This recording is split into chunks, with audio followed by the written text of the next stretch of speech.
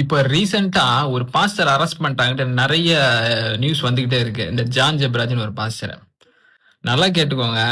நானும் ஒரு கிறிஸ்டியன் தான். நான் ஒரு இறையியல் பட்டதாரி. தியாலஜி முடிச்சிருக்கிறேன் செனட்ல.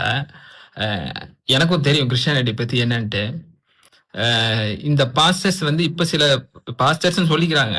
இவங்க எல்லாம் பாத்துக்கிட்டீங்கன்னா எப்படியெல்லாம் கிறிஸ்தவத்தை அழிக்க முடியுமோ அதுக்கான எல்லா வேலையும் பண்ணிட்டு இருக்கிறாங்க. அவ்வளவுதான். அது இல்லாம இப்போ அந்த ஜான் ஜெப்ராஜ் பத்தி நான் சொல்றேன், கிளியரா கேட்டுக்கோங்க. என் ஃப்ரெண்ட்ஸ் சிலர் அட்வொகேட் தான், அவங்க கூட நான் பேசினேன்.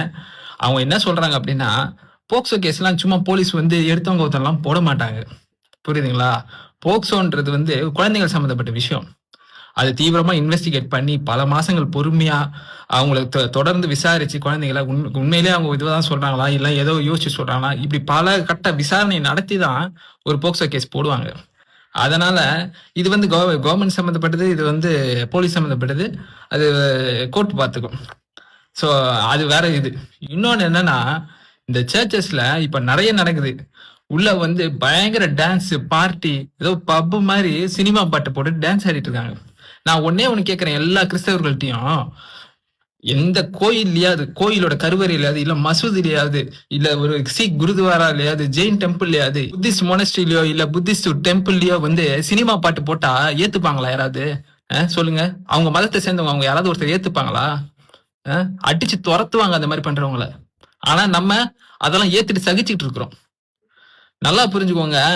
அந்த சர்ச்ன்றது வந்து ஒரு புனிதத்தன்மையானது. நம்ம வந்து நம்ம பெத்தவங்கள நம்ம புனிதமா நினைக்கிறோம். அப்போ இறைவனை எவ்வளவு புனிதமா நினைக்கணும்? இறைவனை எவ்வளவு புனிதமா நினைக்கணும்? அந்த இறைவனை பிரேயர் பண்றதுக்கு, இது பண்றதுக்கு என்னன்னா சினிமா பாட்டு கேக்குதா? சினிமா பாட்டு தான் டிவில இருக்குது. டிவில போட்டு ஒரு 10 நிமிஷம் 1/4 மணி நேரம் உட்காந்து டான்ஸ் ஆடுங்க. அதுக்கு எதுக்கு சர்ச்சுக்கு போனோம்? சர்ச்ன்றது ஒரு மனுஷனை அறவழிப்படுத்துறது, நல்வழிப்படுத்துறது, அவனோட சிந்தனையை, அவனோட செயல்பாடை சரிப்படுத்துறது, நெறிப்படுத்துறது.